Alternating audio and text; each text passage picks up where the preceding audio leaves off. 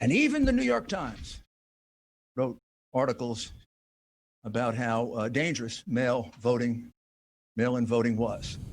And this is the first time we ever did it en masse. And I think we proved that all three are profit. It's not only susceptible to fraud, it is easily susceptible to fraud, particularly if you have a plan or scheme, which sounds eerily similar to what Joe Biden told us a few days before the election, that he had the best voter fraud team in the world. Well, they were good. I don't know that they were that good because they made significant mistakes, like all crooks do, and we caught them. Big updates today. Long press conference from the Trump campaign legal team, the senior legal advisors to the Trump campaign, talking about the various legal challenges. There was Rudy Giuliani. You heard today from Rudy Giuliani, Jenna Ellis, who I've talked to multiple times in the last few weeks about this, and Sidney Powell, who is perhaps best known for really being the great champion of General Flynn and the injustice done to him. And she was completely correct on all of that. She was absolutely spot on. And here's what we gathered from today. The Democrat position on things like voting in Pennsylvania, the voter security measures, on matching signatures in Georgia, on all these different things you have in place. It's in part because if you do get into a super tight election, and it does matter that only every legal ballot be counted, you need to have the mechanisms there. You need to have those things to check, right? And if you don't, and Democrats made sure there was a bare minimum of them, how can you ever know? People seeing what they believe to be fraud. Let's say somebody sat there who was a poll worker in Philadelphia and filled out 100 ballots and someone saw him do that for Biden. Unless they have video, unless they confronted them right then and there, there's no way to prove. All it is ballots for Biden. If they're taken out of the security envelope, if they get to the point where they can just fill out the ballot at the ballot center, and now I understand that there's supposed to be observers to prevent this, but when they saw things that don't make sense, it's very hard to have after the fact proof of it. So when people think they're seeing fraud, they may have, but then how do you prove it? And this has been my concern all along with these legal challenges. But Giuliani, Ellis, Powell, they seem very confident that they will be able to prove this from this news conference. It was right around lunchtime today is when they had the news conference. Here's more. Rudy Giuliani essentially provided the opening statement, if you will, from his side on this. Producer Mark, play the next one. Which to any experienced investigator, prosecutor, would suggest that there was a plan from a centralized place to execute these various acts of voter fraud, specifically focused on big cities. And specifically focused on, as you would imagine, big cities controlled by Democrats, and particularly focused on big cities that have a long history of corruption. The number of voter fraud cases in Philadelphia could fill a library. Just a few weeks ago, there was a conviction for voter fraud, and 2 weeks before that. Now, let's understand. Giuliani here isn't just talking about irregularity. There are definitely irregularities. And anyone who would claim that there would not be irregularities in a situation like this is delusional. Because that could even be just good faith errors that occur in an election of this size, right? Irregularities are going to happen. The issue then becomes, were they happening at enough of a scale that it could have changed the result in any one state? But Giuliani here is asserting systemic, intentional fraud. He's saying that there were people that tried to steal this election, and he can prove it. Now, he does have evidence of it, because affidavits do count as evidence, but is it enough to prove to a judge, right? Because that's who this would go to. This is not going to be like go to a jury trial. This will go to a judge. Is it enough to convince a judge to toss out ballots? There's going to be a lot of pressure here. There's a lot that you're going to hear from people about how this is destroying our democracy, about this is now they're lecturing us about overturning the election. We'll get to that in a moment. But here's more of what Giuliani's allegations are, because I want you to hear from them in specifics. As of today, this is the latest from the campaign. Play it. We could do like a, did you all watch My Cousin Vinny? You know the movie? It's one of my favorite law movies because he comes from Brooklyn. And when the nice lady who said she saw, and then he says to her, how many fingers do I got up? And she says, 3. Well, she was too far away to see it was only 2.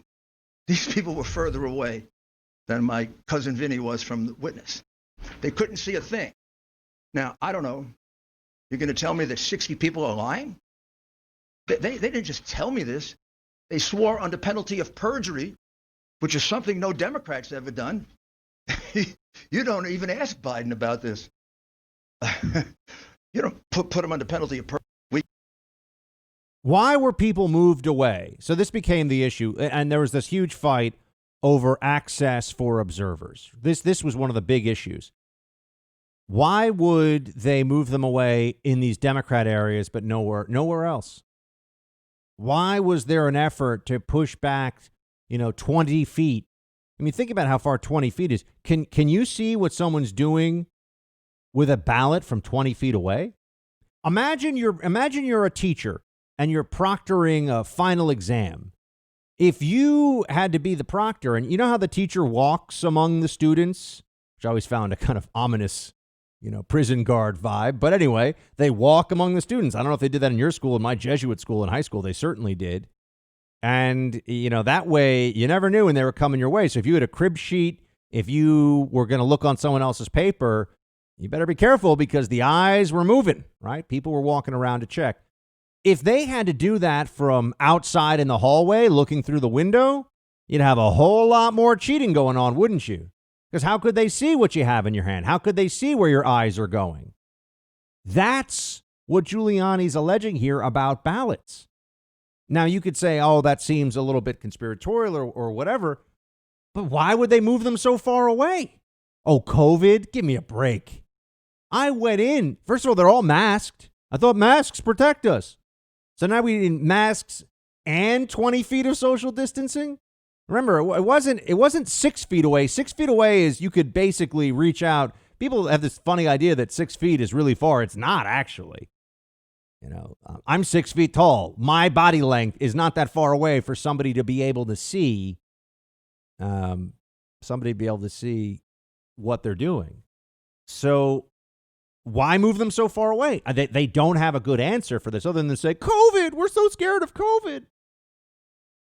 I'm sure some of the same people involved in this weren't so scared of COVID when they went out into the street. I'm sure they weren't so scared of COVID when they were, celebrating what they thought was a Biden victory, but terrified of it when it came to counting ballots in some Democrat strongholds. Friends, I'm sorry. This is fishy. This situation is problematic. Let's be honest about that. Okay. More from by the way, I like that he brought in My Cousin Vinny. It is a great movie. Really enjoy that one. Producer Mark, even you like My Cousin Vinny, right? Great movie. Of course, fantastic. Yeah, great movie. There's so much about probably Marissa Tomei's finest work, and really Joe Pesci in his top 5, I would say. So, great film. But he's right. Remember, they show the old lady. She tries. She's not trying to lie, but she can't see that well. And so her witness testimony was not that good because she was too far away. If you're supposed to witness possible ballot fraud and you're too far away, guess what? It's not going to work. Not going to work. So now there's more from Giuliani. Play it. That have come forward are extraordinary. Extraordinary number of people, extraordinary number of witnesses. And what emerged very quickly is there's not a singular voter fraud in one state. This pattern repeats itself in a number of states, almost exactly the same pattern, which to any experienced investigator, prosecutor, would suggest that there was a plan from a centralized place to execute these various acts of voter fraud, specifically focused on big cities, and specifically focused on, as you would imagine, big cities controlled by Democrats, and particularly focused on big cities that have a long history of corruption. The number of voter fraud cases in Philadelphia could fill a library. Just a few weeks ago, there was a conviction for voter fraud, and one 2 weeks before that. And I've often said, I guess sarcastically, but right. true. Okay, so we heard this part of it. So I just want to say, let's understand that he is alleging a widespread conspiracy. He is. That's what Rudy Giuliani is saying happened here. The last time that people laughed at him and said he didn't know what he was talking about was around Hunter Biden. Who got the last laugh there? Who was telling the truth and who wasn't? He is saying there was a conspiracy in multiple states where there were certainly a lot of statistical anomalies and very fishy, very strange things happening. He's saying that stuff went on there that can only be explained by intentional fraud and a widespread conspiracy. Now, these are big allegations. I get it. Affidavits are evidence. My concern is this, and you know my promise to you. I tell you the truth. I know right now it's good for ratings, and for a lot of people on the right, it's just go all in and promise people any moment now, the smoking gun will emerge. This is going to be trench warfare in these courts. It's going to be little bits here and there, and there's not endless time here. There are deadlines that must be met, right? The state certification, the electoral college, and then inauguration. Those are going to happen. There's no delaying those things. The Constitution does not allow for a delay of those things.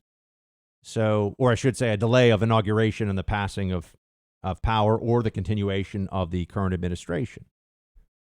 So what they're going to have to do, and this is where I have concerns, is convince a number of judges that the fraud is clear enough and egregious enough that they're going to toss out large numbers of ballots.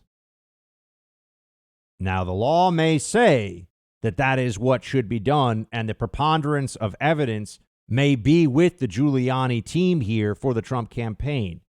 But I'm telling you, my concern is I do not see judges in states like Pennsylvania and Georgia and Michigan. I do not see them being willing to do that under almost any circumstance. Now, I understand that's not what people want to hear right now. I'm also the guy who told you the Durham probe was not going to arrest anybody, and it was going to probably be a big nothing burger. And I was right. Those of you who've been with me for years know I'm also the guy who told you that Benghazi, once Obama won re-election, Benghazi was just, Trey Gowdy's auditioning for a Fox News contributorship. And with all those hearings, that's all that was going to turn into. Nobody was going to jail. Nothing was really happening. No accountability.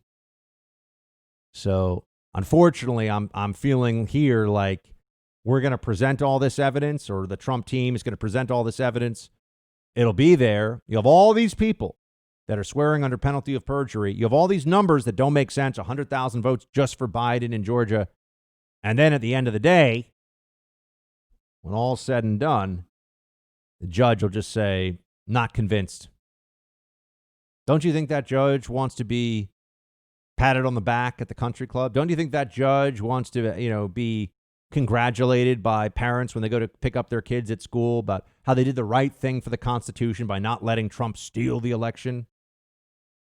It's like the John Roberts phenomenon. Why do you think John Roberts sells out his constitutional principles on a regular basis? Because he wants to be that guy that kind of keeps it all going and is not a big fighter, and he wants to protect the institution. Just cave a little bit to the libs. Just cave a little bit. There's a lot of sweet stuff that comes your way if you sell out your own side.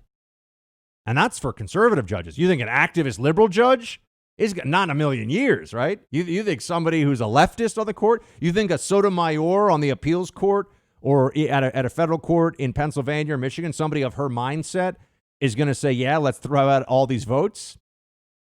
This is my concern, friends. This is the challenge that I'm not sure they can get beyond. We will see. I'm keeping the faith. I recently got a crash course in home title theft, and you better pray this crime never happens to you because it can ruin your financials. Here's what happens. The bad guys, cyber thieves, they go after your home's title by finding it online because it exists in the cloud. It's on servers. Then they use a quit claim deed, kick you off your home's title, put themselves on, and then they start taking out loans against the equity in your home. Usually you're not going to find out about this until you receive a payment notice in the mail, perhaps even a foreclosure notice. You can't trust the usual identity theft services to protect you. You have to go with the experts I trust at Home Title Lock. All you have to do is go to HomeTitleLock.com, use the promo code RADIO for 30 free days of protection.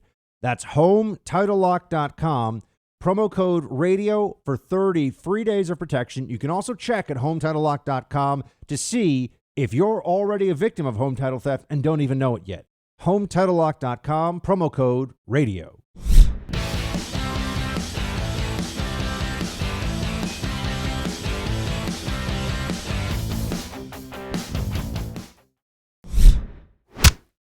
They are going to turn up this pressure campaign with everything they've got. You can already see it happening. Here's CNN's sort of bench warmer for the other anchors, John Avlon.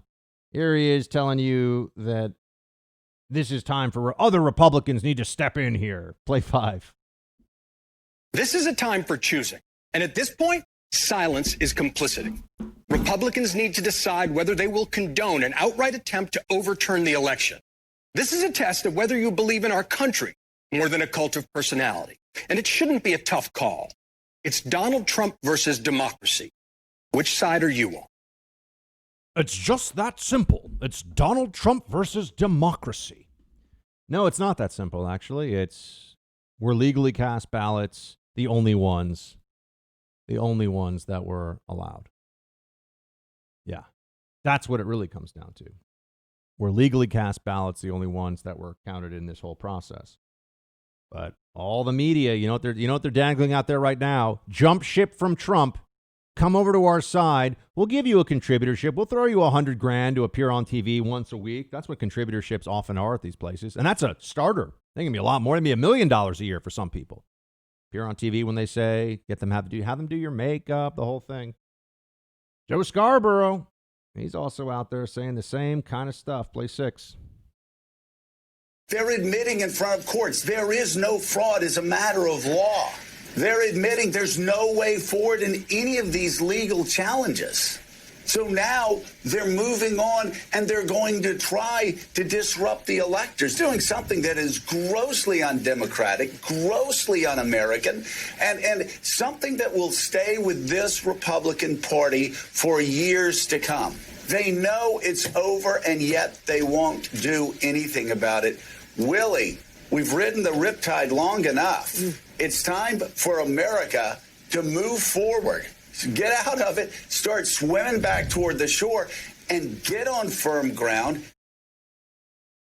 What is undemocratic about using due process in the court system to bring legal challenges in a dispute? How is that undemocratic? That's why we have a court system. There have been elections determined by fraud in the past. There have been presidential elections that went to court. We all know about Bush v. Gore.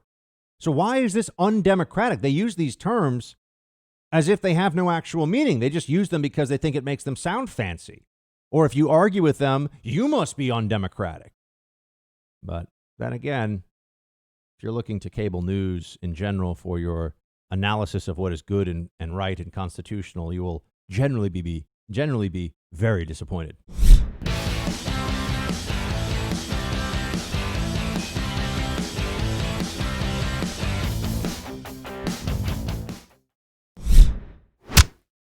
It's Harsanyi time. Our buddy David Harsanyi from National Review in the mix to tell us everything that's going on this week. He is the sage of the Beltway. I don't know. He lives inside D.C. somewhere, or in the Beltway at least. David, great to have you on. Thank you for that introduction. You're not a swamp creature, but you are swamp adjacent, so at least you get a good view of all those swampy things that are going on there. You can tell us what's happening.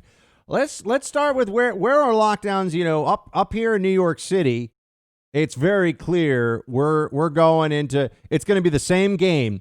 Okay, guys, we're just doing this thing, but in 2 weeks we'll reevaluate. And I want to say the dumbass counterproductive thing you're doing isn't going to stop this. So in 2 weeks it'll be, well, you guys didn't do a good enough job, so we got to do this other terrible thing now. We can all see it coming. How's it going down by around you?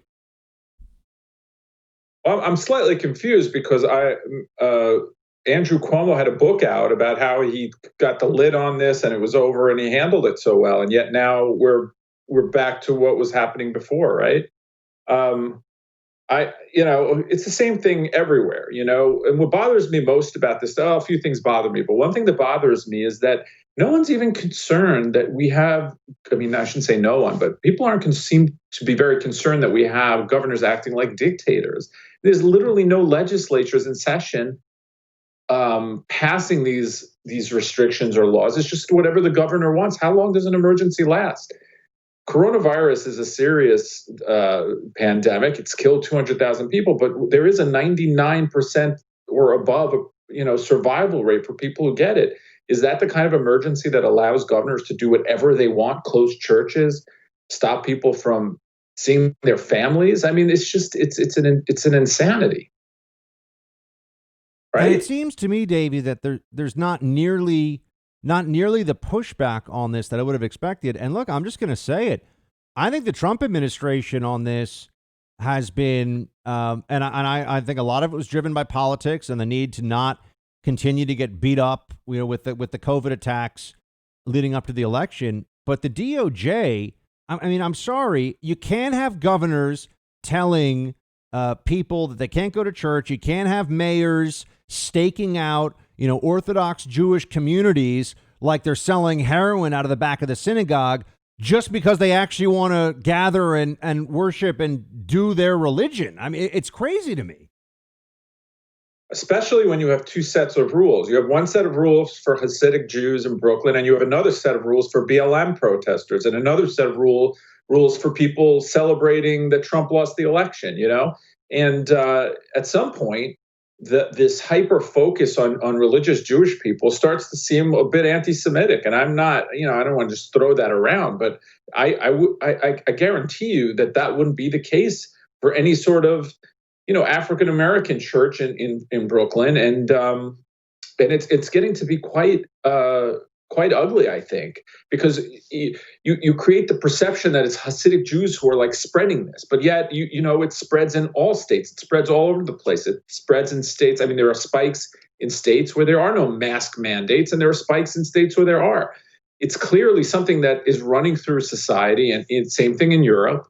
No matter what kind of lockdowns you have, unless you're a really small country. And this idea that there's some exemption in the Constitution that allows you to simply make any rule you want because of coronavirus, it's such a dangerous thing. We have these rules specifically so that when there are times of emergency and there are times where someone will abuse their power, that it withholds them back.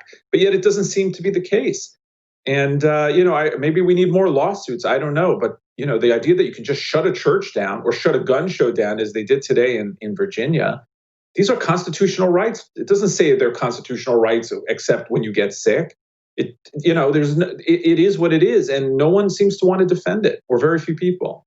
David, I know this sounds perhaps a bit extreme to some, or maybe this sounds like it's exaggeration, but I really do believe it would be fair to say that parts of the Bill of Rights have been suspended during COVID. When you have governors, as we've been talking about, telling people, we will arrest you if you show up to your church because we say so, that feels like the First Amendment is null and void. When you have, some people are confronted with police and fines and dispersal orders for gathering outside, anti-lockdown protesters, while others are celebrated by the authorities, BLM protests and riots and looting, of course. That feels like a violation of equal protection. I feel like we need to start using those terms. No, I completely agree with you. Obviously, you have politicians. Give you an example: the Attorney General in Virginia, who is online celebrating the idea that he's shutting down gun shows, which are no more dangerous than going to a Walmart, which is open, because it's guns, and because he wants to undermine the Second Amendment, and because he doesn't want citizens to have to practice their Second Amendment rights. And the same goes with churches. The kind of hypocrisy in coverage of Hasidic Jews getting together, or church or mega church people getting together, and then BLM protests and the celebrations that went on in Times Square and elsewhere when on election night. It is distressing if you care about the First and Second Amendment and the Fourth and the Fifth and even the 10th Amendment, in the way that people are acting and the way Joe Biden is now talking about national mandates. He's not empowered to do that. Governors are not empowered to stop people from going to church or visiting their families or interacting. And, just because we have an emergency doesn't mean that those things are no longer, active. So I think this bodes poorly for us if we had some kind of bigger emergency, not just one that is, and don't get me wrong, I'm not downplaying what coronavirus is, but it is something that most people will survive and most people will be okay with. So, 99%, whatever the number is. And the idea that that is enough to just suspend the Constitution, I can't imagine what would happen if we'd had some, widespread emergency that affected everyone. We're speaking to David Harsanyi. He's a senior writer at National Review. David, even good old Nicholas Kristof. Honestly, I know some people find him to be not that smug and annoying. I find him horrifically smug and annoying. I'm not a Kristof person at all. And having met him a couple times and had to deal with him on TV, but even he admits now that Trump was right about schools, that the Republicans were right about schools. There is no argument anymore. Remember back in August when they were talking about how, schools will be super spreaders and the kids will die, and basically no kids die. I mean, I'm being serious. You're talking about the same number of kids dying nationwide. And when I say kids, I'm talking about under the age of 18 dying from COVID nationwide, as die from meningitis in any given year, which is a disease that can kill you and does spread in schools and prisons and places like that. And yet we shut down schools in New York City. I mean, the journos, don't they have children? Don't they understand how insane this is? When even Nicholas Kristof admits that the lockdowners were wrong and that Trump and the Republicans on schools were right, how does this not penetrate?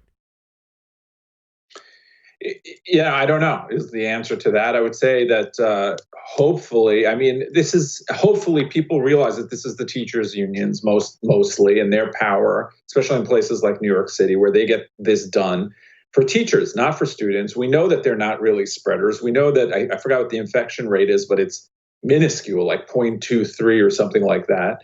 They are not super spreaders. It is not dangerous for children.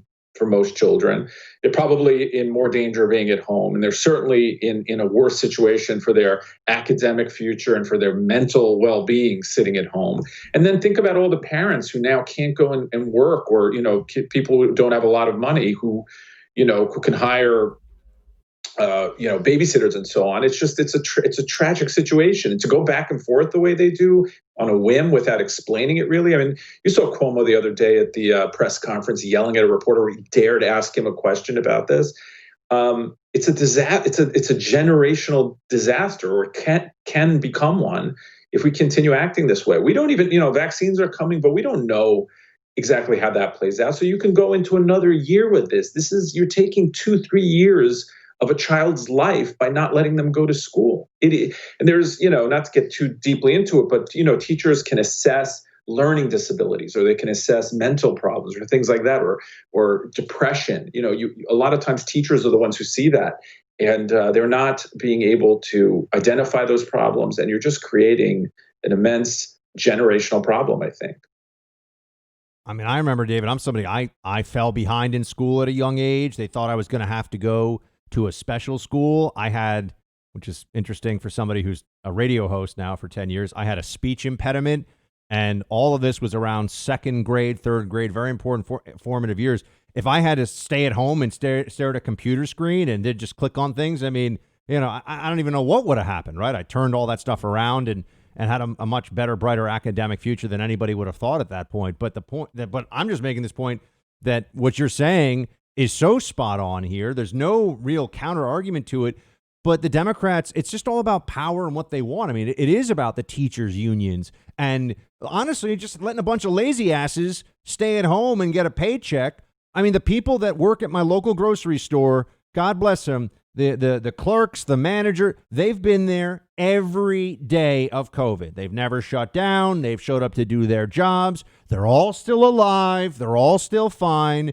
They can show up to make sure that my neighborhood's got groceries. But, fourth grade teachers who are mostly in their 30s and 40s, if not younger, they can't do their jobs? Right. And part of this is, and I hate to get too political, is that they have a monopoly on schools. So there's no, I'm not sure about New York, but I think that the private schools are going to continue to be open, Catholic schools and so on. So you can't even make decisions, and most people can't afford to send their kids to private schools. So they're stuck in these schools that are closed down, and they don't have much of a say in it because it doesn't even go through the legislature, I don't think, right? I think Cuomo just closes the schools down when he feels like it, or de Blasio, whoever makes that call. Yeah, it's just based on arbitrary numbers that they set up. Yeah. Right. And there's no evidence that these are super spreaders. If you look to Europe, there's no correlation between those things as far as I can tell. And, it's funny because when this first started, I was very willing to listen to the lockdown people, the mask people, everything like that. I want everyone to be safe. I want my neighbor to feel safe when I'm around them, etc. But some things like masks, there's all kinds of evidence out there about masks. It doesn't hurt me to wear one. I wear one. But with the schools, it's overwhelming evidence that they are not dangerous. There's overwhelming evidence that children are not in danger. There's overwhelming evidence that if you're in your 30s and 40s, you're probably not in any danger either. You have to protect vulnerable people. And there are people who have immunosuppressed systems or are older, and we should do that. But to shut all of society down, I don't even understand why most Democrats want that. I could understand it when they were trying to hurt Trump, and I'm not saying they made coronavirus up. It's a hoax. I'm just saying that they were much more prone to try to shut No, but they down. weaponized it. Yeah, exactly. They weaponized it against Trump, but now they're continuing with that weaponized mindset against the American people. That's what we're seeing. Yeah. I mean, that's what we're seeing. I mean, it's a CNN, well, I just, S.E. Cupp, who we both know, right? We all worked together, I think, for a short time. Today she's out there saying, there's a correlation between states that don't have mask mandates and those who do. And then they take a snapshot in time of today and show you the spikes. New York last week had the biggest spikes there were, and everyone's supposedly following all the rules there, except for Hasidic Jews, right? So how is that possible? California had a huge spike. When you look at Europe, places like Belgium and Germany even, and elsewhere, there are huge spikes where supposedly everyone's listening to the rules. It's clear to me that some small countries have been able to contain this, Norway maybe, or wherever, Singapore, I don't know. Yeah, New Zealand. UK. Even they have trouble, and they're an island that can just shut down. We cannot do that. We just can't. And I think the economic cost and the cost to our children at this point for more lockdowns is just too immense. And it was first. I'm with you, David. Now it's just no one can have it and no one can die, and it's just not a way to run a country. Absolutely correct. David Harsanyi, everybody, read his latest at nationalreview.com. Always a voice of reason. David, thanks so much, man. Good to talk to you again. Anytime. Thank you.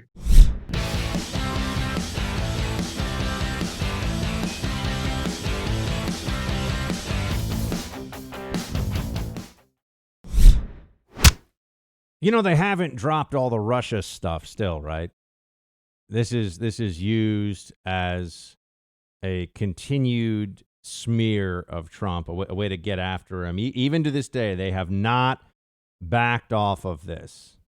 They have decided that this is just going to be something they continue on with. And here's an example. Anything with Trump, they got to talk about Putin, and they've created this Russian boogeyman. I believe in Russia, the boogeyman is called Baba Yaga, which I only know because of John Wick, which is a great action movie if you have not seen it. Ridiculous, but great. And here's Susan Rice, play 17. But when you have the President of the United States daily, constantly discrediting the election, pouring doubt on the results, false doubt, that not only misinforms a huge segment of our population and corrodes trust in our democracy and our institutions themselves, but makes us a laughingstock around the world and does great damage to the democratic model, which is why I'm quite sure that Vladimir Putin is doing a happy dance in Moscow as we speak. But this is extraordinarily irresponsible. Just break out the Putin comparison or the Putin name, whatever you need to, right? That's the usual the usual nonsense that we get. Susan Rice, she's going to come back in the Biden administration. And I tell you this much, Senator Cotton knows what's up with her. Play 14. Susan Rice was the typhoid Mary of the Obama administration foreign policy. She was at the middle of every terrible, flawed decision. Just take Libya, for example. Many people remember Benghazi, but the very fact that we launched that war to begin with, without any plan for stability afterwards, to turn that country into an open civil war zone where they are still engaged in, which allowed millions of migrants to cross the Mediterranean Sea if they survived the crossing and flood into Europe. That's an example of the kind of terrible judgment that Susan Rice displayed in the Obama administration. It's why a Democratic Senate couldn't even confirm her in 2012 when Barack Obama wanted to make her a Secretary of State. If a Democratic Senate couldn't confirm her, I doubt that a Republican Senate is going to confirm Susan Rice. We'll see about that, but Obama's foreign policy was terrible.